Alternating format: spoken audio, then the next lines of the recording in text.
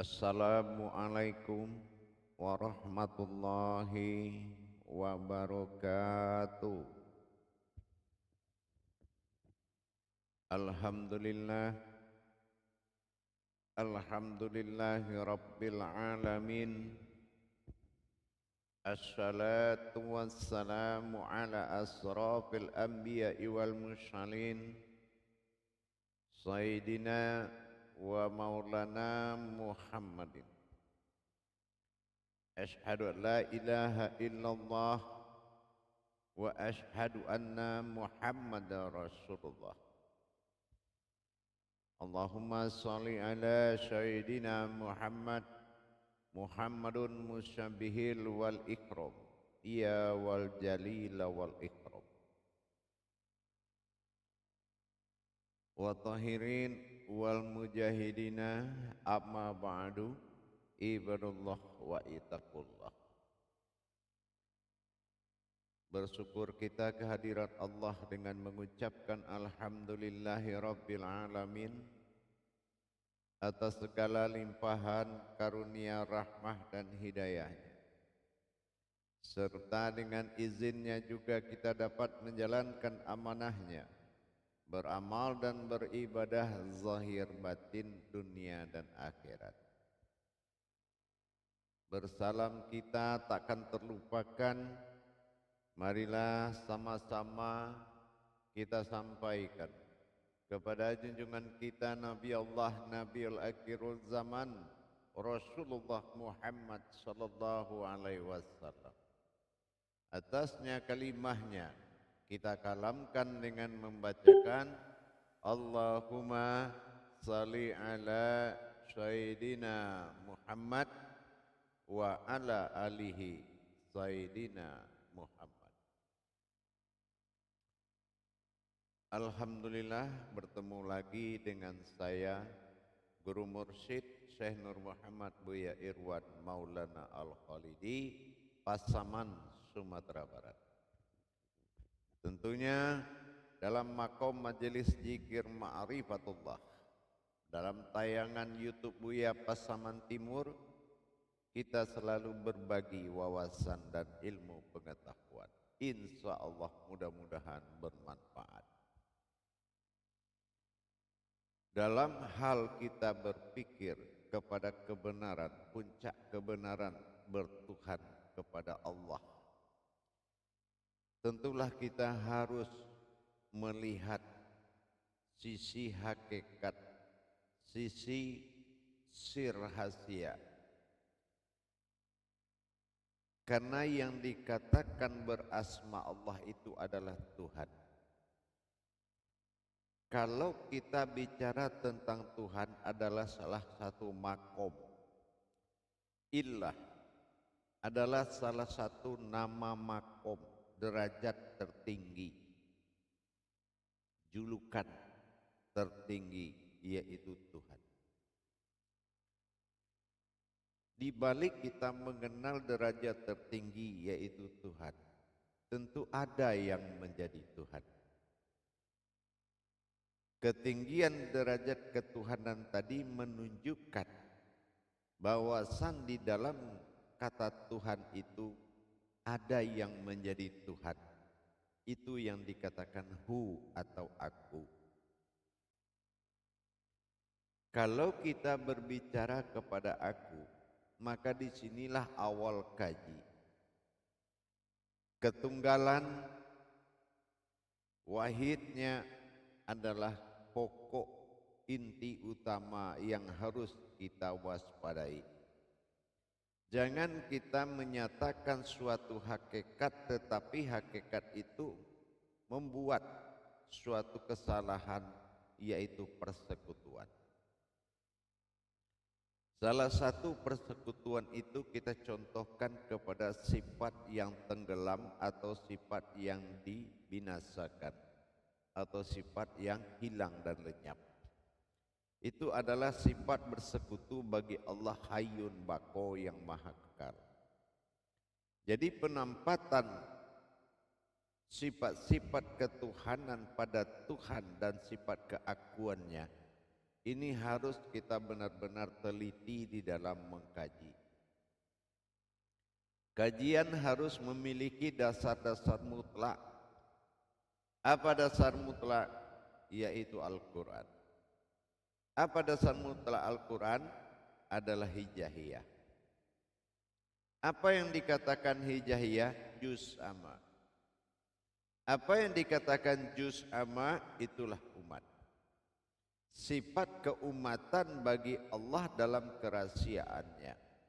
Ini perlu kita waspadai di dalam kita mencari mana yang dikatakan sifat bagi Allah yang berwujud keumatan. Karena kalau kita berbicara tentang keakuan, ini qiyamuhu binafsihinya sangat tinggi. Berdiri sendirinya inilah yang harus kita waspadai dalam mengkaji. Kebaikan-kebaikan yang kita tempatkan pada sisi ilmu, ini bisa menyalahgunakan daripada kemutlakan Tuhan. Kalau kita kembali melihat bagaimana Allah menjadikan suatu sifatnya yang akan menyembah kepada dirinya sendiri, Rabbil Alamin, dengan sifat Rabbnya dan Al-Aminnya. Amin adalah sifat dirinya dan Rabb adalah sifat ketuhanannya. Kalaulah tidak sifatnya sendiri yang bernama naf atau batinnya, tidak mungkin kita bisa mendapatkan perjalanan kepada awal diri mula jadi Tuhan ilah ba'dal tunggal. Inilah yang dikatakan haskar. Jadi kalau kita sudah askar atau titik utama sebuah makom ketuhanan yang berwujud manusia, penempatan ilahi nasnya benar-benar menjadi suatu kehidupan Tuhan. Dalam mendirikan diri hakikat yang disebut dengan diri batin, tentulah kita harus melebur keberadaan jasmani dulu dalam mata batin atau mata ma'rifat. Kalau kita belum melebur kodrat zahir kita sebagai insaniyahnya Allah, tentu kita belum bisa menjadi kodrat sifat baginya. Kodrat sifat adalah yang dikatakan sifat itu adalah kodrat yang tidak dijadikan dari apa yang ada di langit dan apa juga yang ada di bumi. Ini namanya sifat. Sementara uluhiyah kaji adalah aku, hu. Aku bersifat pada sifatku sendiri. Mana yang dikatakan sifatnya aku sendiri? Alam bersifat kepadaku dan aku bersifat pada alam. Alam sifat dengan sifat itu beda. Alam sifat kodrat iradat ilmu sama basar kalam hayat. Itu dinamakan kodrat sifat. Dan ini menuju kepada sifat batin bagi Allah. Kenapa? Zahiru Rabbi, zahir ini adalah dasar kajian pencarian kepada Tuhan. Ini zahiru Rabbi. Dan batinul abdi yang hakikat pencarian diri tentang keumatan. Zahiru wal batinu dihimpun menjadi satu. Zahiru zahir alif domah'u, batinu alif domah'u di belakangnya menandakan sir dua-duanya, yaitu domah'u. Kalau domah'u ini sudah muncul, ini menandakan sir, rahasia. Artinya apa? Zahirnya terbuat dari rahasia dan batinnya pun terbuat dari rahasia. Apa zahir yang terbuat dari rahasia dan batin yang terbuat dari rahasia? Inilah yang kita katakan zahiru wal batinu. Zahir itu juga yang batin, batin itu juga yang terlihat zahiru. Jangan lagi ada keterpisahan dari kalam tersebut karena sifat Allah alapa menyatukan. Kalau kita belum bisa iman kita melihat kepada dua arah menjadi satu, ini kita belum memiliki kemampuan tauhid. Kemampuan tauhid adalah sahadat ahad. Bagaimana kita sahadat menyatukan sahadah langsung ahad menjadi satu? Tentu dengan kita mengkaji. Ini yang dikatakan tauhid. Mendapatkan diri batin dan mewujudkan batinnya diri. Apa yang dikatakan diri batin adalah diri sifat. Apa yang dikatakan batinnya diri, aku yang bersifat. Aku bersifat pada sifatku sendiri. Aku inilah yang menjadi batinnya diri batin. Diri batin adalah diri sifat. Tentu kita harus melebur sifat dulu dari zahiru menjadi batinu sehingga menyatu dalam kedudukan hamdu. Hamdu adalah batin ketuhanannya Allah.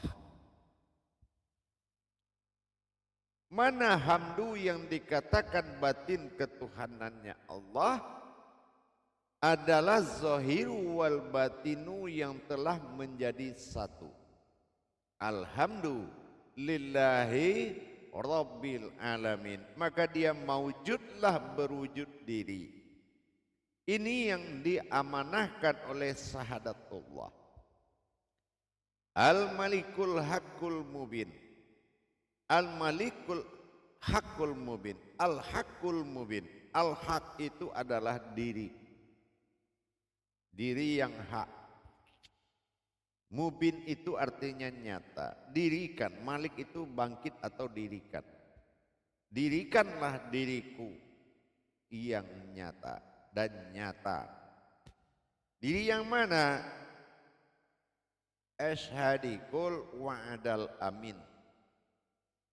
Yaitu engkau tidak boleh ragu dan khawatir atau cemas atau was-was mengatakan diri itu adalah diriku.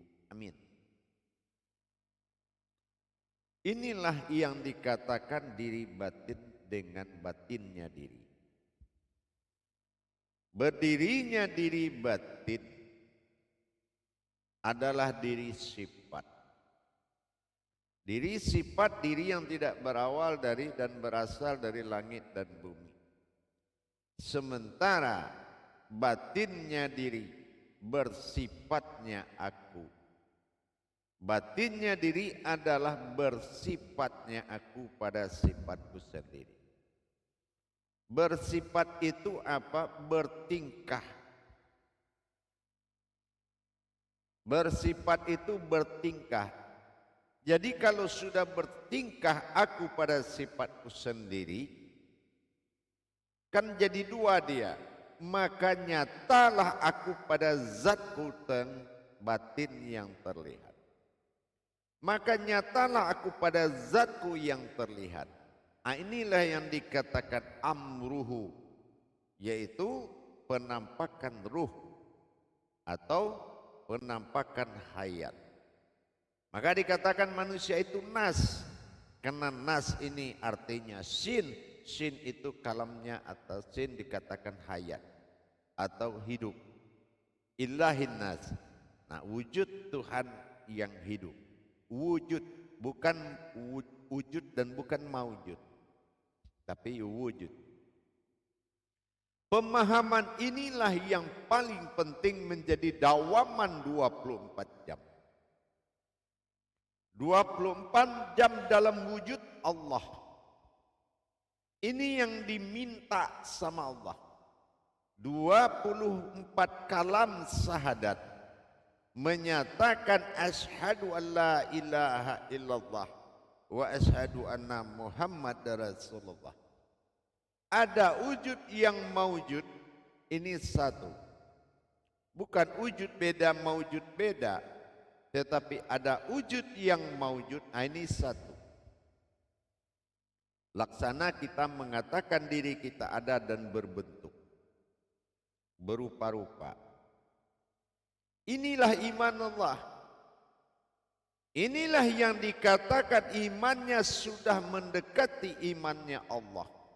Beriman kepada Allah dengan mengimani wujudnya. Maka disinilah kenaikan-kenaikan derajat terjadi pada hidup dan kehidupan kita sebagai insannya Allah.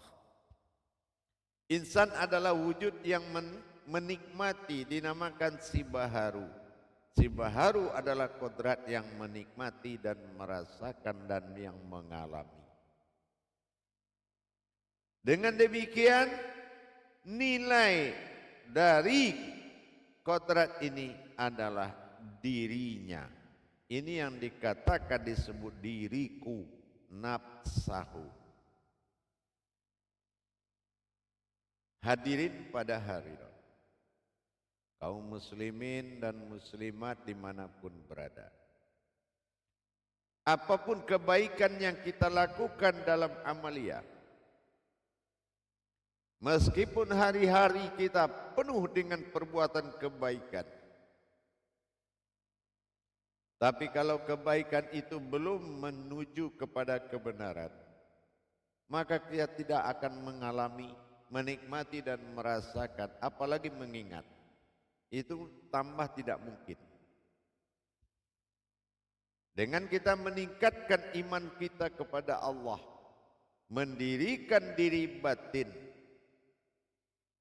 ini adalah wajib, disebut diri fana. Mendapatkan batinnya diri, ini kodratnya mutlak, wajib dan mutlak, yaitu aku bersifat. Digabungkan bersifat dengan sifat menjadi kodrat zat zahiru wal batinu yang disebut aku. Aku dalam masa keinsananku, aku dalam masa ketuhananku, aku dalam masa aku adalah aku. Ini satu kesatuan. Pembungkus dari kodrat itu dinamakan diri batin. Hidupnya hayat dari kodrat diri batin adalah batinnya diri. Bertemunya sifat dengan bersifat ini menjadikan suatu gerakan zat yang memperlihatkan hayat. Inilah yang dikatakan batin terlihat. Sifat daripada batin disebut dengan an, dan sifat terlihat bagi batin disebut dengan am. Inilah yang selalu kita bahas dalam tayangan-tayangan sebelumnya. Na adalah keakuan Tuhan pada diri. Ingat, na adalah keakuan Tuhan pada diri. An batin Tuhan, am yang terlihat. Na an am, ta'ala adalah Tuhan, ihim berupa diri. Disinilah kenyataan kajian tersebut menjadi amalan 24 jam dengan aras dan qudsi. Caranya mendirikan rasa dan pandangan. Insya Allah, kalau berbicara tentang Tuhan adalah kenyataan utama, bukan dicari dulu baru nyata. Hadirin dan hadirat, kaum muslimin dan muslimat dimanapun berada, jamaah rahimakumullah. Keakuan ini yang disebut dengan kalamna, ini menunjukkan segala ketuhanan dengan zahiru wal batinu. Perpaduan zahiru wal batinu tadi, zahir itu juga yang batin, batin itu juga yang zahir. Ini am'an, ini adalah penampakan batinnya Allah disebut dengan diri sifat. Layaknya kodrat hakikat Allah pada diri ini dikatakan dengan nasun, yaitu nas itu hayat kehidupan, dan on ini bersifat batin atau bersifat. Ini dikatakan fatihatun nasun. Inilah kodrat al-fatihah yang sebenarnya, tajalli batin Tuhan dalam hidup. Dengan kita beriman kepada Allah dengan pemahaman tauhid sirriyah dan tauhid ghaibiyah, maka derajat insya Allah diri adalah sebuah makom yang disebut insan, sementara batinnya diri sebuah kodrat yang disebut ihsan. Tinggal lagi kita bisa memahami berdirinya diri batin dan berdirinya batin diri menyatu dalam zahiru wal batin. Zahiru itulah yang batin, maka iman itu sudah mencapai tauhid ilahiyah. Tapi kalau kita belum bisa menerima zahir itu adalah batin, zahir ya zahir, batin ya batin, nah ini belum iman tauhid. Imannya belum iman tauhid, jadi perlu ditingkatkan imannya. Kalau iman kita belum menuju Allah, imanullah, maka semua akan dibantah oleh akal dan nafsu kita. Waspadailah, sesungguhnya agama dijadikan Allah sangat menyulitkan. Tetapi kesulitan beragama inilah yang membuat kita diselamatkan oleh Allah dari kejaran akal dan nafsu kita. Maka ditingkatkan dari tauhidin mengimani adanya Allah dan Muhammad, dua kodrat. Maka ditingkatkan kepada ilmu, di atas iman ada ilmu yang berkodrat tauhudun. Apa yang dikatakan tauhudun? Allahudun wal Muhammadun, lenyap di dalam la maujudun. Itu yang dikatakan tauhudun, berdirinya diri yang satu. Nah inilah mengimani kembali kepada diri, dan diri mengimani suatu diri. Inilah yang dikata iman mengimani yang berdiri. Tidak ada lagi diri, tapi mengimani yang sesuatu yang berdiri. Insya Allah capailah hakikat ibadah yang sebenarnya. Apapun itu kodrat iradat ilmu. Kodratmu juga yang akan dikehendaki berwujud ilmu. Jadi jangan kita lagi mensekutukan dengan perbuatan kodrat-kodrat yang menamakan diri, tetapi kodrat itu memiliki sifat lenyap. Itu namanya mempersekutukan Allah.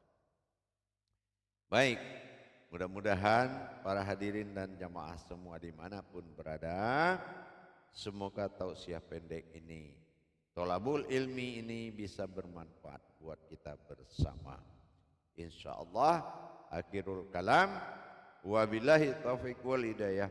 Wassalamualaikum warahmatullahi wabarakatuh.